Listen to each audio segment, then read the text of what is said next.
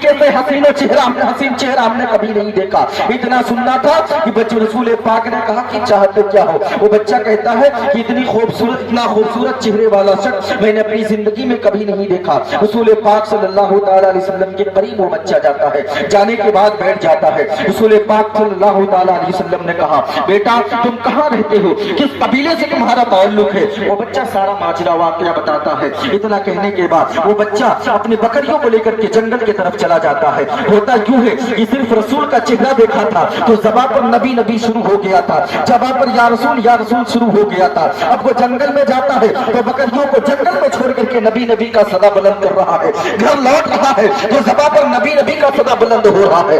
एक दिन उसकी माँ ने पूछ लिया, बेटा बताओ ये नबी नबी कहाँ से तूने सीख लिया है? उसने कहा, माँ माजरा ये है कि मैं एक दिन बकरियां चरा रहा था, अचानक बकरियां एक जगह पर चली गई। मैंने देखा ये खूबसूरत सा चेहरे वाला शख्स बैठा हुआ है जिसे आप वाले मोहम्मद कहते पुकारते हैं। माँ ने इतना सुना था, बेटे को कलेजे से लगा के कहा था, वो मेरे बेटे ये बात अगर तेरे चचा को पता चल गई तो तेरा जीना मुहाल कर देगा, तेरी जिंदगी का सौदा कर देगा। अरे मेरे बेटे अगर बात मोहम्मद की आ गई है तो बात सीने में रखना, लेकिन चचा तक बात पहुंचने मत देना। इतना कह करके माँ समझा देती है। एक वक्त आता है कि बच्चा रोज बकरियां चराने जंगल में जाता है।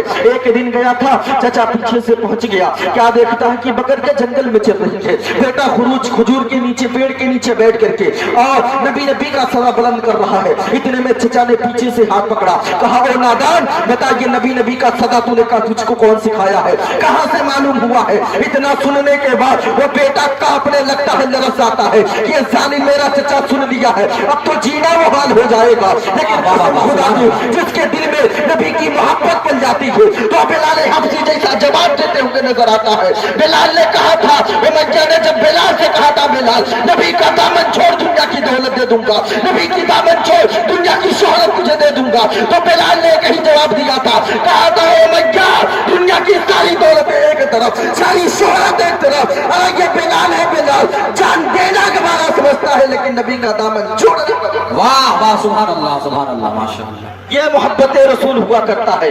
बिलाल ने कहा दामन तो कभी नहीं छोड़ सकते, ये जान दे दूंगा। वो बच्चे ने जब देखा चचा पकड़ लिया, कांपने लगा, कहा कि मैंने एक दिन मोहम्मद के पास गया था, वहीं से मैं सीख कर आया हूँ। चचा ने कहा अब तेरे पास दो ऑप्शन है, या तो तू मोहम्मद को एक्सेप्ट कर, या तो तेरे बाप इस दुनिया में नहीं है। अगर तू अपने बाप की वारिस बनना चाहता है, अगर तू चाहता है कि बाप के दौलत से तुझे मिल जाए तो तू मोहम्मद का साथ छोड़, बाप की दौलत ले ले। बेटा फिक्र में पड़ गया, परेशान हो गया। उसके बाद जो उसकी माँ थी उसी के बीच में माँ छोड़ करके किसी गैर से शादी कर ली। अब बेटा अकेले तन्हा बच गया था। उसने फैसला किया, जब भी वो दौलत की तरफ देखता था तो उसकी नजरों में मोहम्मद का चेहरा चमकता था। एक दिन फैसला किया, चचा के पास किया, कहा चचा अब मुझे दौलत की जरूरत नहीं है। चचा ने कहा फिर?